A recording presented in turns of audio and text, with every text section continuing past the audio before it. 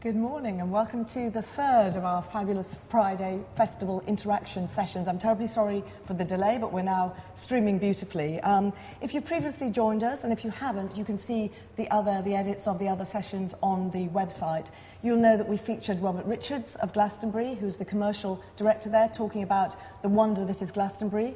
We met last week with Rory Betts, who's now the CEO of Mama Group, and he talked to us principally about Wilderness and Love Books, and also his new festival, Somersault, in the West Country, which is really exciting and interesting.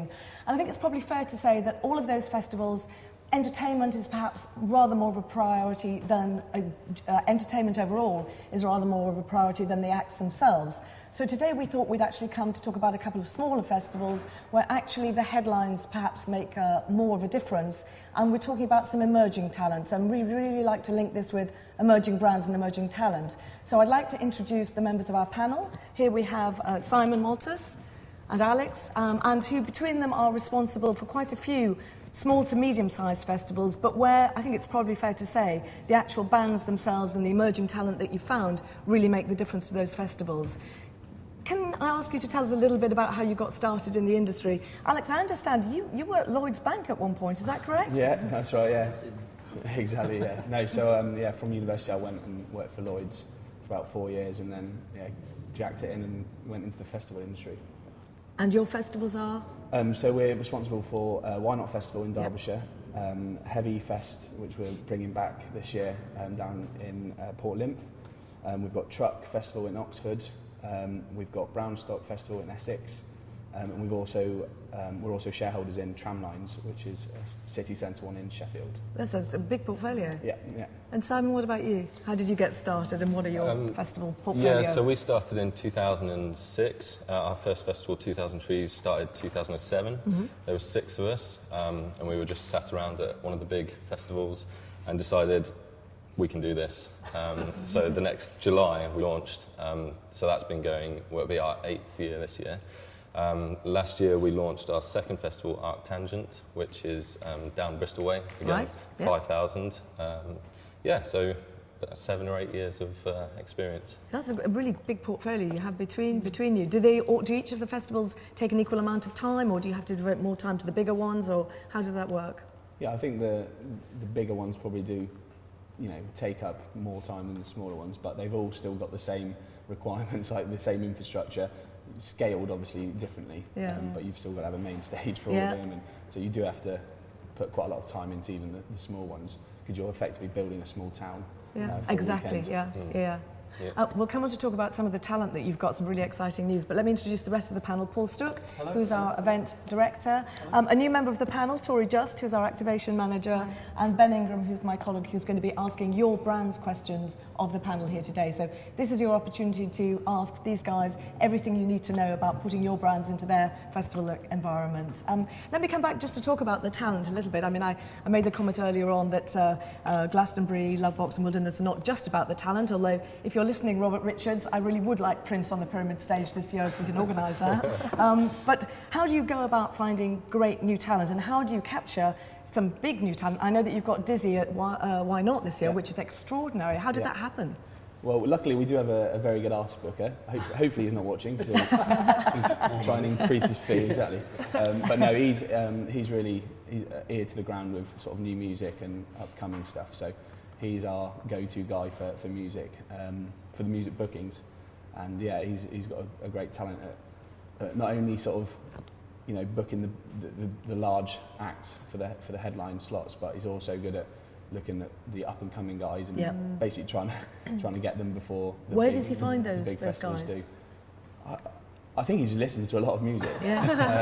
He listens to a lot, and he's got a good network of people that do similar jobs to him as well, that book for other small and medium festivals across the country. So they confer. I mean, we're very, very close with other festivals that are on the same weekend as us. In fact, Stand and Call In have an office.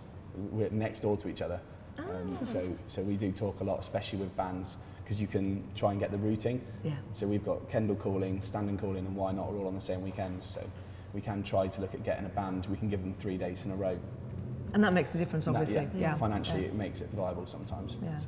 Simon, what about your approach to the talent? How do you find fresh new talent? Well, again, one of our directors is actually the guy who books the bands for both 2000 Trees and ArcTanGent, and he has basically just been a music fan all his life. I mean, you should see his office. It's literally thousands of CDs. And he's a massive music fan. We've been going to festivals since we were like teenagers. Yeah. And so he's really, well, like Ian at Why Not, he's got his ear to the ground. And I think it's, for the smaller festivals, it's about picking the new bands that you think are going to make it big. Yeah. So, a few years ago we had Mumford & Sons. Fantastic. Which they cancelled just before because they got massive. They cancelled you? Yeah. So, wow. But yeah, it's picking the bands that you know are on the way up. Yeah. I mean, with Mumford, did you all have an eerie feeling that they were going to? Could you see it? Could you see I they mean, were grow? we were in a bar in Cheltenham watching them about 2 months beforehand, and it was incredible. There's about 50 people there, and you could just tell straight away these guys are going to be massive. So yeah, that was a nearly. That's great way to go. And just turning now to Paul, I mean, we've called this session Brands and Bands. I mean, how do the choice of talent, how does the choice of bands have an impact on brands, if any? Is it something that our brand owners watching should be cognizant of? I think in this particular instance it would do, as we touched on some of the other sort of broader spectrum festivals where they have slightly more diverse festivals. I think with these two gentlemen here, I think we can see there's an underlying trend of bringing emergent talent, and I think they're sort of more specific genres of music. Correct me if I'm wrong, but there seem to be more, specific genres of music. So I think brands should really look at where their brand is, look at their positioning. I know it's a running theme about these discussions. Research, you must research, and this goes on something else we touched on last week about us as an agency getting the information from these guys to feed into you, say, okay, my brand is X, it will definitely fit this age demographic. We think our core audience is like this particular genre of music. I suppose there has to be a regional focus as well. And actually, I was just going to ask you, Simon, about how involved do you get on putting in 2002? Why did you choose Cheltenham? And ArcTanGent, why did you choose, down in Bristol? I mean, I guess at the time there was quite a few less festivals around, so we were just picking places in the country where they didn't really have a decent music festival. And Bristol, for the second one, we picked because Bristol has got such an amazing music scene in itself. There's lots of little... and student heavy, it's just... and people were crying out for it, but there wasn't really a camping outdoor festival near Bristol, so we thought, prime location. So amazing that you can still find it. Apart from Glastonbury. Exactly. The other festival in Somerset. But it's amazing that you can find these little niches and in an avenue still involved in this sort of weird and wonderful festival business. There are still opportunities out there, aren't there? You guys are obviously very keen. Can I just ask your talent bookers, do they go off to South by Southwest now? Are they looking for you for budget for South by Southwest? Well, James has been for the last 2 years. I'm trying to get a ticket for... I'm coming with you. Well, actually, that brings me on to quite an interesting point, because obviously you are competing with the big promoters, some of whom we've had on the surface here in previous weeks. How do you compete for the audience now? So you're competing for the bands. How do you compete for the audience, and how does that have an impact potentially on the brands that come to you? Well, I think both of us probably the key thing for a lot of our festivals is that we strive to give value for money. So our ticket prices are always kept, very, very affordable to the customer. I think that's the key thing that separates us from one of the majors, is that we're half the price. And also not half the size, but when you get on site, it's a lot more manageable. So it definitely having a smaller event leads itself to some people that have done the big ones and had to walk an hour to their car. So obviously there's positives and negatives for both, but our USP, I guess, is our pricing structure and the size of the event. And what about, we talked earlier about festival moments. Do you set out to create festival moments in the same way that some of the more creative larger festivals do? In terms of memorable moments. So I think Robert Rich from Glastonbury said, really Glastonbury is all about creating memorable moments for that 150,000 pound people. Do you set out to make those memorable moments, or do you allow the bands to do that? I think the bands, if it was me, from a customer attending it, as Simon touched on earlier, going to see Mumford & Sons, there's nothing, I don't think there's anything better than coming out of a festival with your mates and getting straight on your social media on Monday morning, I saw so-and-so, watch out for them. It's having that 6 months later, I told you so. I disagree with that in a way though. I think for me going to festivals last year as well, I felt sometimes the experience is more than just the bands. I went, Wilderness Festival, for example. The banquet, I think it was an experience that I remembered as well as the bands and as well as the music. So I mean, I think we've both done sort of secret areas, and you try and incorporate some spontaneity into festivals. I mean, last year at 2000 Trees, we ran a competition with Frank Turner through Rock Sound. Yeah. And basically gave the opportunity for people to win the opportunity for Frank to come and play at your tent. Fantastic. So he was basically no one else really on the site really knew it. And then he just turned up at this girl's tent at 10 a.m. in the morning and played 3 songs in her tent. Wonderful, and, but again, it's very much linked to the music. I think we talked about Wilderness last week and said actually there are lots of pop-up experiences that are not related to music, but yours possibly stay more within the music genre itself, perhaps. Yeah. And you do want, when you spend a lot of money on a band, you do want them to promote your brand. And when they come to the event, you want them to try and maybe do something a little bit different to what they, it's not just another gig. So a great example for us was the Darkness last year. They did they're a great show band as it is. They had a great moment where the screen, they had a logo on the screen and they started interacting with the crowd about this logo. And if you go on Why Not social media now and say Darkness, everyone will just say logo, and it's just this little thing that started. Which is unique to you. It's fantastic. So if you YouTube Darkness, Why Not logo, then you'll get videos of the lead singer sort of conversing with the crowd about this logo on the screen. So you do trying, or you want, I guess, is that the artists are inputting something unique into your event. I think the other good thing about small festivals is quite often the bands will hang out for the whole weekend. And so instead of they're hidden behind a big backstage area, they're walking around and buying drinks at the bar, and so you can actually chat to them. And at ArcTanGent this year we had we selected about 3 or 4 bands to actually do DJing for the silent disco. And that was massive. That's a nice idea. That was massive. So you get a little bit more of a personal connection, I think. Okay, I want to congratulate you both because you both have award-winning festivals in your portfolios. Does having won a festival award influence the way you feel about your festivals, and does it influence the brands who come and talk to you? Yeah, massively. I mean, the fact that the UK Festival Awards is fan voted is just an extra validation that you're doing a good job. It's massive. We've won Grassroots Awards twice, I think now. I think Why Not has as well. And Best Toilets. I was going to come to Best Toilets. I mean, that is obviously the award. That's the coveted, isn't it? That's the Golden Globe. That was it. We got that this year, actually. They beat us 2-0 this year. But it does. And does that make a difference to the approaches you get from either bands or brands? I mean, it's all great publicity, and obviously there are a lot of festivals out there, but obviously if you can raise up your head above and say, we've won these awards, of course it's all great. It must be a standout from potential emerging brands we mentioned at the outset. If they are considering, I've got a pretty small pot of money here, I'd really like to get involved in festivals. They just go onto the websites and all of a sudden they see 2,000 Trees as award winners. I think that discounts 2/3 of everything else that's on this particular list, and maybe festivals and regional aspects that look into. So, testament to you guys, what a great job you've done, and I hope you get so much success and hopefully business from it as well. I really do. You deserve it. I mean, Paul just touched on emerging brands. Do you have any emerging brands who've been approaching you? We know, for example, that I think Jimmy's Iced Coffee has been Jimmy of Jimmy's Iced Coffee has been following our broadcast. Welcome, Jimmy. But do you some of those emerging brands that are now becoming quite mainstream? Do they come to you and say, "What can I do with you?" rather than with some of the larger, more major promoters?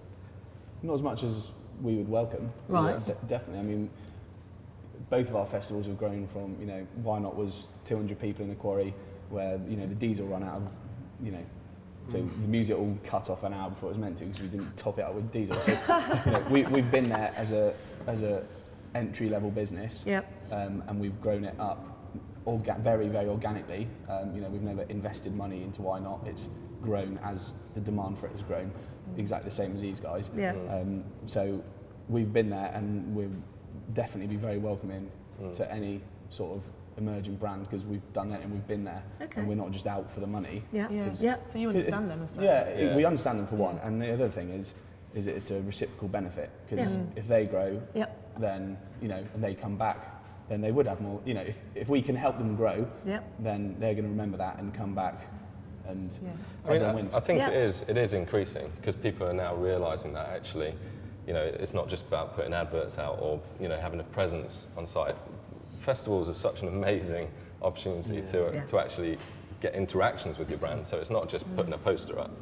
And so I think they realise that it's a big market. It's a big thing that a lot of the UK population go to every summer. And it, you know, it's perfect. Yeah, and it occupies a special position in the hearts of those consumers. And everyone's having a great time, and they're in a positive frame of mind. The halo effect of the brand can be enormous. Exactly. It's like, where else can you capture those people who are in an excellent mindset, free from work, free from every other stressful life, lives, and are there best part of 24 hours for 3 or 4 days. And the way they appraise your brand as a brand owner is going to be completely different than the way they look at it in Waitrose or Sainsbury's, although it's fabulous, Waitrose and Sainsbury's. But and also at a festival, because you're not, you know, it's not a TV advert or it's not walking down the supermarket aisles. You're actually, you stand out because you're one of only a few brands that are So actually, that's a great opportunity for emerging brands within your festivals. They can be much bigger. They can have a much bigger footprint in terms of that. And although they'll speak or they'll get exposure to less people, the exposure they do get will be a lot more focused. I think they'll get a better return on focusing their sort of efforts towards one demographic, or you know, the ArcTanGent demographic is very different to the Why Not, but if your brand fits the ArcTanGent demographic, then you've got 3,000-4,000 people, very captive, and you're not competing against the big brands that are giving free beer away, for example. You know, you can really focus in on that exact target market. We've talked in the last couple of sessions about how you make that relationship work within festivals, and I think we've concluded it's probably not just about, for example, sampling, although sampling can have a great position for you, but actually you need to overlay another experiential level to your sampling activation in order to make the most of it. Would you agree with that? Yeah, definitely. I mean, everyone likes a freebie. Everyone likes a little goodie bag with, you know, whatever product it happens to be. But you know, that gets lost if you can offer something, you know, and there's no boundaries really. You can be as creative as you want to be, but you're going to get a lot more interaction. You're going to get a lot of people buying into your brand, and that's obviously what you want as a marketing. And it's what we want, because we want the customer to have more things going on, a good experience, and more fun and interactive things to do on site. Exactly. So everyone wins, I think. Can I just chuck a question at you two, really? I'm just thinking from whoever is out there looking at some viewing in, being custodians of their brands. Is there, because I'm sure they must be thinking festivals, they all think big money, big activation costs, big staffing costs, big this cost.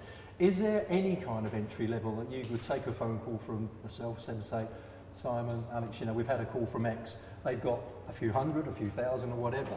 Is there you would consider taking anything within reason, obviously, if it worked for you guys? If it was one man selling something out of a, you know, jazzed up wheelbarrow for a couple of £100, or is there something to say, right, I've got £10,000 to spend here, you know, I'd like to do this, and maybe get more involved in sort of some routes of sponsorship or associate sponsor. I know it comes a lot more money, but I can see brands out there thinking, these are festival organisers, I'd love to get involved with Simon, I'd love to get involved with Alex, but it's going to cost me £50,000. It isn't, is it? No, not at all. And I think the whole point is everything's scalable. And you know, if it's a brand that fits, then we will be happy to get them on board. We try and do sort of a bronze, silver, gold sort of package, but they're just sort of frameworks. It's like, for this, you get this. But if you want to go for the top package, you might be able to get naming rights for a stage, for instance.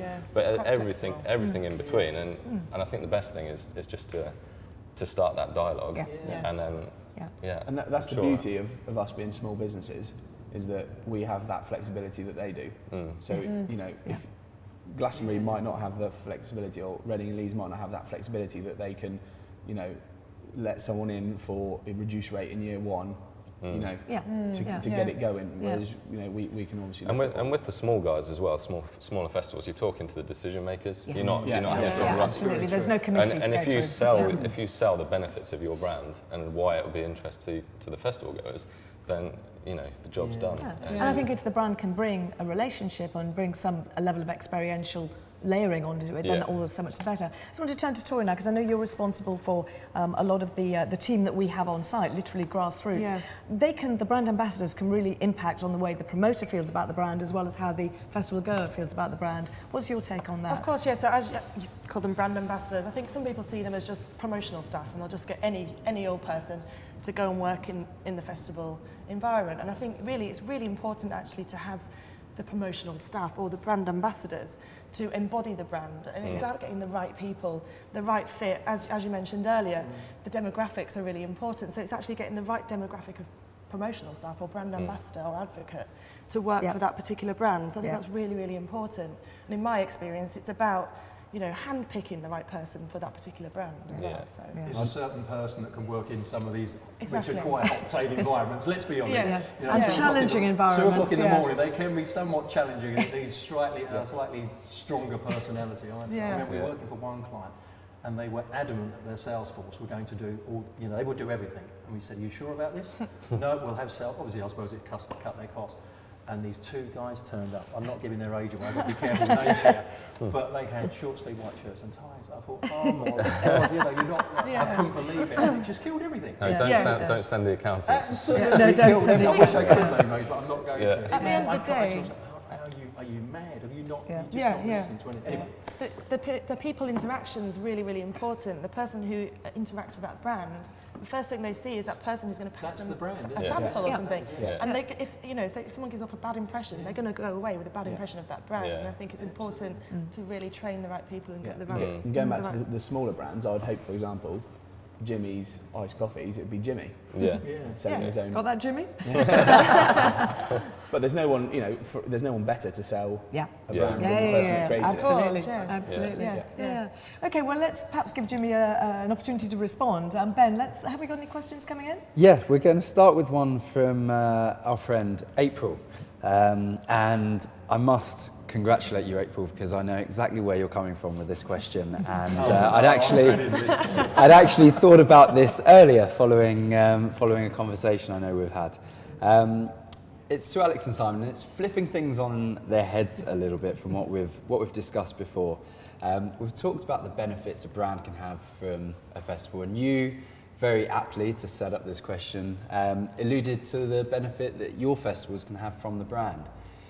Do you look to brands to help grow your festivals? And are there particular demographics that you're targeting as festival owners to increase ticket sales? So are you saying, can the brand bring people into your festival? To the festival? That's an interesting take. Well, yeah, I think we've both worked with Prime Minister, haven't we?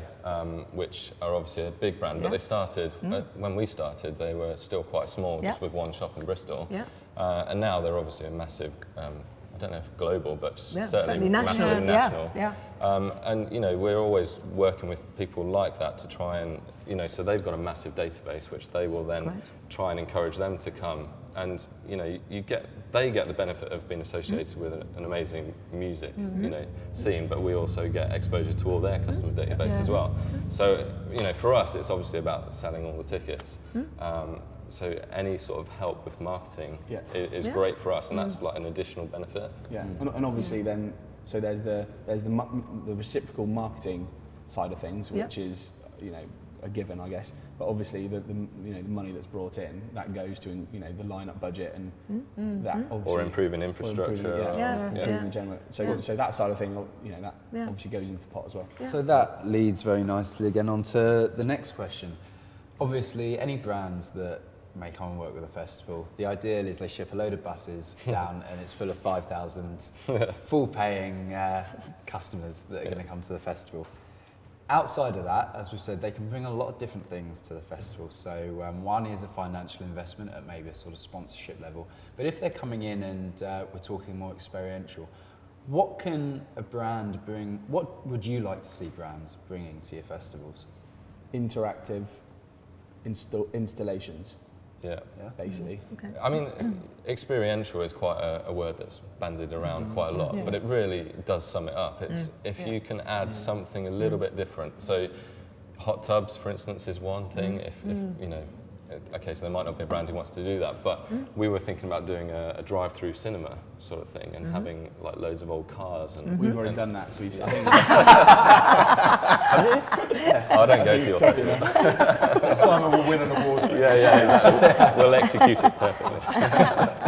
No, but it's adding something extra for the punters, really. And it really is. It's not just about putting your brand behind the bar or whatever. There's two ways of doing that. There's one way is that, I mean, I for example, I know that I'm creating a pirate bar this year, for example. So one way would be for someone that, you know, a rum brand, for example, would want to sponsor the pirate bar and have it as the X, Y, or Z pirate bar. So that's one way, is that we've got set installations that a sponsor can come in or a brand come in and activate. A roller disco we've also got, you know, it could be a roller disco with a clothing brand or with another type. The other way is obviously that the brand has their own idea on how they want to activate, and they bring that to you as a proposal. And you work together on that proposal effectively. So I think there's two different ways that. So that's quite interesting. Last week when we had Rory, he was talking a lot, particularly with Wilderness, about how his ideal brief is for someone to come in and just say, this is us, what can we do with you? But what you've just highlighted upon there, and maybe Paul, you could tell us a little about how as a brand we could go about this, but there's a lot of creativity happening at festivals that, as Alex has quite appropriately highlighted, a brand could fit perfectly into. But how do there's 350 plus festivals out there, each with 20 creative things. Well, beyond choosing them, how do I find them? It's just research. Whether you are spending £200 or £200,000, no one would do anything, I don't think, without taking some time and care and researching about this. I think fits with me, and I think that's where it has to all start off.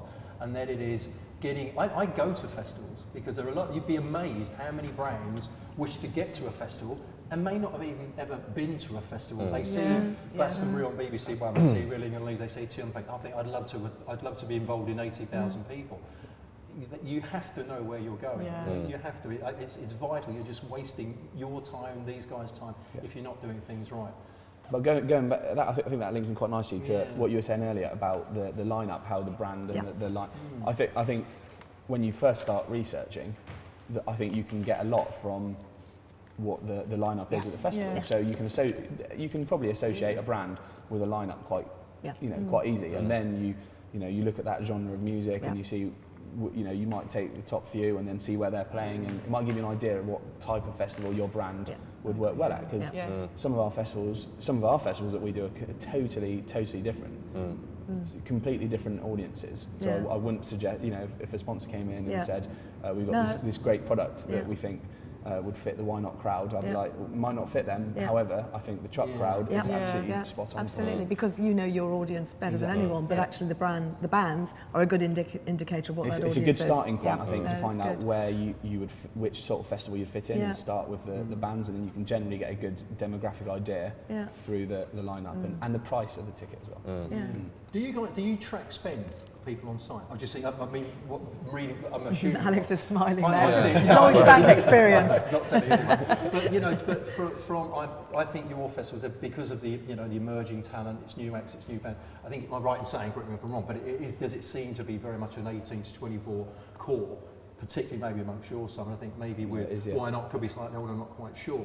But just thinking, okay, these guys have 6 or 7 festivals, predominantly 18 to 24s. We can go from here. Are you looking to expand that age group? Are you looking to bring in more of a sort of family-friendly audiences, which I know seems to be big business at a lot of festivals now, is catering for families. So mum and dad could go off and enjoy themselves. There's something to keep the kids occupied. Are you looking at maybe bringing another layer of sort of demographic on top of what you do? Yeah, I mean, 2000 Trees does have sort of family areas and all the rest of it, and that is, you're right, about 18 to 24, but it's not. I don't think every festival should necessarily do it. So the other festival, ArcTanGent, is slightly older crowd, but because of the lineup, it is so music focused. It's not. I don't think it's so attractive to families for that one. So each festival is completely unique. So straight away, that sort of shows that these guys need to do a little bit of research, finding out, because God forbid if they come for you, this is not what we're expecting. But then we, even if it, either of our festivals wasn't useful or relevant to them, we could switch it on to Alex. And It's a I think good partnership you've got. yeah, well, we often, we talk all the time about what do we do about this and how do you approach Sharing business. Yeah, exactly. And there's no conflict of interest. It's if we can help each other out. Have you then ever looked then at we having do. a sort of a platform approach for brands in terms of, we talked about how do you compete with some of the bigger promoters who have multiple festivals. Have you ever thought about showing a kind of platform for brands, directing them one way or the other as a unified approach? Yeah, I mean, we do all the time. I was talking to a guy yesterday, and it was just about, okay, so we're slightly smaller, obviously, but what you're getting is you're getting access to various different places. So you could actually, for the price that you're paying, you could probably get access to all the whole group of festivals, really. Yeah, we do work very closely together, I think. That's good. We touched on pouring rights earlier on. I mean, that's one thing that is consistent across all festivals, that there will be a pouring rights partner. Is there a way that any of the brands thinking of becoming involved in pouring rights can do that in a slightly more experiential, slightly more sticky way, perhaps just rather than just providing the beer and the shots or whatever? Again, it's all down to people's ideas. If you're passionate about whatever, I mean, so for instance, Alex also has another business which is selling cider. Will you explain it? On the spot. Yeah, It's a cider kit. It's a homebrew cider kit, Yeah. and we activated it ourselves at our own festivals last year, so right. we could get an idea of how it worked. Yeah. I gather you might be going on the Dragon's Den with this, which is... maybe, Potential. But you had a pouring rights partner as well, or how does that work for your festival? I mean, that was a separate, we did that completely separately to sort of our bar. But my point with that was that's a separate product, so it's not just pouring lager from a tap. Yeah. You've actually got a separate product which they are really passionate about, which they can then talk to customers and explain, why it's so great. So you're getting this interaction with customers, and they walk away, having learned something basically. And again, I think there's up and coming alcoholic beverages that do a lot of activation on site. I know Jeremiah Weed, I think, have done, they have, and lots of them have their own buses. I think there's a Pim's bus, there's Blossom Hills bus, and a lot of these brands have their own bus or their own vehicle that they come and serve out of and add a little bit extra or add a stage to the festival. Or have a little chill out area or whatever it happens to be. So but I do think there is a massive gap of these brands coming in and doing something completely different. Completely different. Which we are obviously massively open to. Okay. So Simon talked about one of the great parts of these activations being talking to the audience member. Now, we've said that's great if the brand owner and the brand founder can come and do that because they're going to best represent them, but we know if we're doing more than one festival or these people at the end of the day are businessmen, that might not always be the case. So we do go back to brand ambassadors. You gave us a short overview earlier of the importance of picking the right people for them, but what's the process behind that? How do we bring that to life? So we would work with a staffing agency. So within Ignis there is a staffing agency. We have a sister company, and we actually have a database across the UK, handpick the staff within the UK, and have a very, very interactive database. In a way, it's a little bit like Facebook. So you've got a profile on someone, you can pick out their skills, so whether they are an actress, so you might want to do something quite interactive and have actors on the brand, whether they have alcohol experience of working with alcohol, etc. So we can handpick our people and use this very, very interactive database, and also pick people that are from the regions where the festivals are as well. So it's, I think that's a really, really and do you great look way. at the festival typography when you look at the promotional brand ambassadors? Do you match them up to the festival as well? I would say that, but I think it's more about the brand, really. I think it's, each brand's different. I think, as we mentioned earlier, the brand will probably choose the correct festival for their brand anyway. So yes, it would be about looking at the festival, but also more importantly, the brand, I think, would be the person. The thing that we'd look So at. if we want a 5'10" blonde from Kent who's into homebrew cider, we can go I'm sure you don't like that. Moving swiftly on, Ben. Do we have another festival from the floor? Another question from the floor? So you were asked before, Alex, about tracking spend, and that's obviously important because at the end of the day, ROI is, 9 times out of 10 financial. But beyond just spend, are we tracking other interactions whilst people are in the festival? What is there to track? I'm pleased you asked. I was literally going to jump in a minute ago and add this point on because we were talking about the spend. And at the minute, it's very with a site where all transactions and all interactions are cash based. It can be quite difficult to track a lot of spend on site or movement around site, especially with standard wristbands. You're going through into an arena or you're going into a tent and you don't know how many people have been in that tent or have been to that activation. Now, one thing that is definitely going to be taking over the world soon in the festival industry, I think within the next few years, is going to be RFID. And that is going to absolutely revolutionise what data you get out of the brands. So, for example, I've talked to a number of different companies and we've looked at what they've done at Coachella and other big festivals, and it hasn't really hit the UK yet on a big scale. But I think it's only a matter of time, basically. Now, once it goes to RFID wristbands, what will happen is the customer will link their wristband up to their social media before they go to the event. They'll top it up with money, and then once they arrive on site, every entrance that they go through will be RFID, will be registered. Every burger they buy, every beer they buy, every type of beer or brand of beer or anything, all of that will be tracked in real time as well. There'll also be lots of social media activation areas. So it's crazy what they're doing, but there's things like there'll be a photo booth which could be sponsored, and then you tag in and it will take a picture with the sponsor's brand on it. There's other things that they can do, even down to if you see a band that you've enjoyed, instead of having to remember what that band is after a few beers, you tag your wristband and it will email you through a list of the set list. Like a playlist. Very nice, that's lovely. This is the way it's going. And then you'll know every single person. It's a bit Big Brother, so I think it needs to be gently. I think some people would be slightly fearful of that, wouldn't they? Really, it does need to be gently brought in, I think. But it's effectively what's going to happen, and you'll know every single person on site, their demographic, because they've linked it. Or probably will link it to Facebook or any other Instagram. Any social network. Others are available. You'll know exact spend for every demographic on anything, the time of it.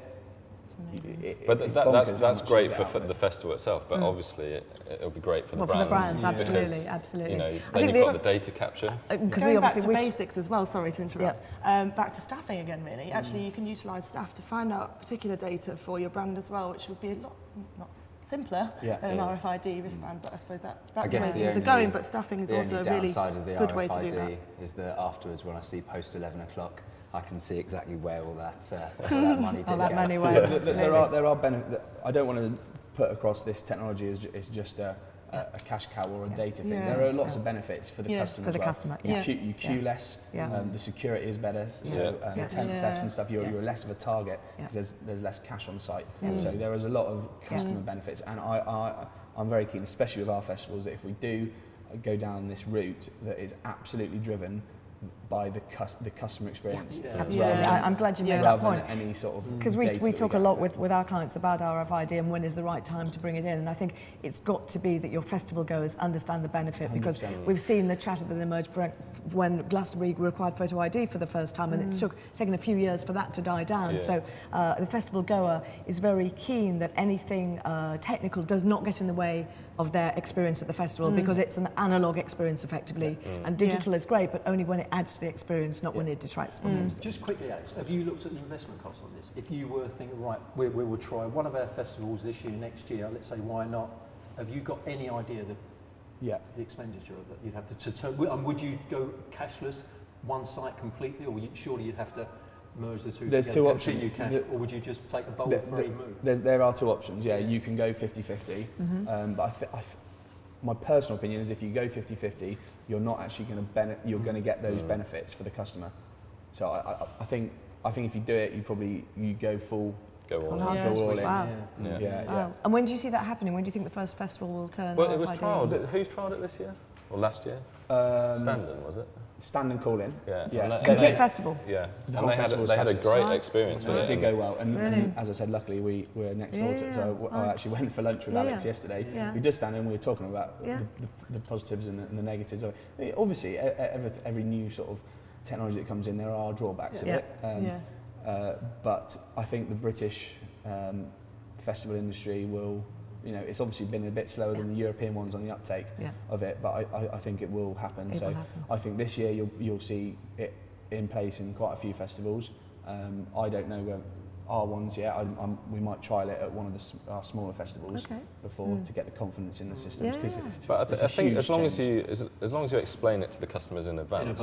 I think from standard experience, it was 100% positive. It was accepted. Yeah, and you don't just surprise the customers with No. it. You give a bit of a pre-awareness campaign, Yeah. and then everyone's used to using new technology now, so it's just People another. love it as well. People Yeah. love something new. Well, I think to throw, we throw a lot of marketing terms around, but with all technology, they can all be great and all add to the experience, but as long as we take a sort of human-centric approach to them, to make sure they work, and I think you put it beautifully in how we've got to make sure it's adding to the experience. We're coming towards the end of all these questions, but I want to go to Paul off the back of that. It's going to be great in maybe 5-10 years' time, whenever it comes, where we've got 3 to 5 years of historical data behind us, and we can see this is when spending is happening, this is the sort of volume we're getting through. But so here and now, if I'm, whether it be sampling or retail, I'm a brand owner going to a festival, how do I calculate how much stock to take? I've got a warehouse full of it. Who asked that question? It's a very difficult one. I think, well, I suppose it depends what your brand is. If it's a sort of, immediate sort of non-perishable item, you've really got to do some serious thinking. If it's something, okay, let's take the two extremes. If it's an alcohol brand, you've got longevity of shelf life. So you would speak to myself, I would then speak to Alex or Simon, say we've got X brand is looking at pouring rights, but they'd like to have some retail. I would have thought you want some retail as well to generate some kind of revenue back on that. I'd say, so right guys, roughly what we know what your attendance is, what is the, how many percentage of that 5,000 is over 18 years of age. You must have an idea of footfall through your bars for your own financial purposes anyway. So that's quite an easy one to tie in and go in heavy, because the worst thing you can ever do is run out or whatever that's worse. So you never do that. So you can just load in, as much as you wish, and then transfer it out and sell it into other channels elsewhere. That's a nice easy one. The other side of things would need a lot more conversation between us three, particularly say Paul, if it is whatever it might be, but the shelf life is 24 hours. If you're taking sushi to a campsite festival, that's a brave move. But so I think there are horses for courses. We would always manage, and that's the beauty of being able to have these forums with these guys here. I'd like to think that we're not going to come with ridiculous size to them, and it's just talking to these guys, get some honest opinions and thoughts, and we will guide whatever brand it is down the correct channel. So I'm not sure that's answered the question or not, personally. Well, no, I think it's brilliant. And as you say, it's those logistical sorts of conversations. It is about absolutely. It is a logistical when we get into the works, and we have to use our experience as best we can and make educated plans. Absolutely, yeah, definitely. I think we're sort of coming towards the end of our 3/4 of an hour, but I'd just like to ask the guys one last question, coming back to our bands and brands theme. Have you got any top tips for bands for the next couple of years? Who's going to be the big surprise? We talked about Mumford recently. You've literally picked the worst two people. Maybe we should make that call back home. No, were there any bands that you saw last year that you just thought those guys are going to make it?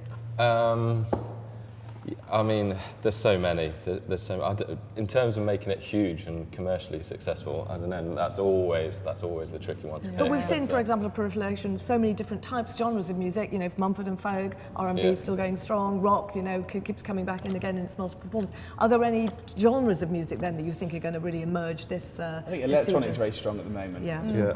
Really strong. Yeah. I mean, it was plummeting. All of a sudden Yeah, it's it's gone good, through. and it's global now as well. Absolutely, It's really, really big. You look at the lineups. Parklife are such strong lineups at the minute. Yeah. Boomtown is probably one of the fastest growing festivals in the UK.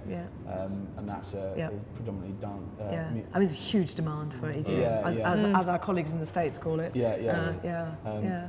Yeah, and well, for ArcTanGent, it's about the weirder subgenres that the average man on the street hasn't really heard. So we focus on math rock, post-rock. Can you explain what math rock is? You really put me on the spot. So it's all without getting too technical. It's all the weird time signatures within sort of guitar-based music. So it's hard to explain, but it's a little bit like jazz. You know, when jazz goes off in weird directions, it's a little bit like that. But that's really oversimplifying it. But we've got people like Mogwai. Mogwai are a really amazing band that we're trying to get at the moment. Battles from America, but it's a big thing for us. But several of these bands will work at Wine Art or 2000 Trees, but ArcTanGent is solely focused on these weirder and wonderful subgenres. I generally don't find. I'm the finance director, so I don't find out about these bands, so I have to pay them. How much? Who is the 1975? I've never heard of this band. But you have now. A few months later, exactly, I'll you have catch that, up. and you know that they're there. Driven Well, by Radio so 1. I think clearly it's all about math rock for anyone in our branded audience who's not aware of it. We now know what it is. I'd like to thank Simon and Alex so much for joining us. It's been terrific. Paul Torrey, sorry. Orla, who is grown version. Orla who has been here the last couple of sessions, is poorly today, so wish her well. And obviously Ben for asking the questions with such great aplomb. We are taking a small break next week, so we won't be here, but we'll be the week after with James Kent of Live Nation, who I think will have some really interesting festival insights for us. Thanks and have a great Friday. Thank you. Amazing.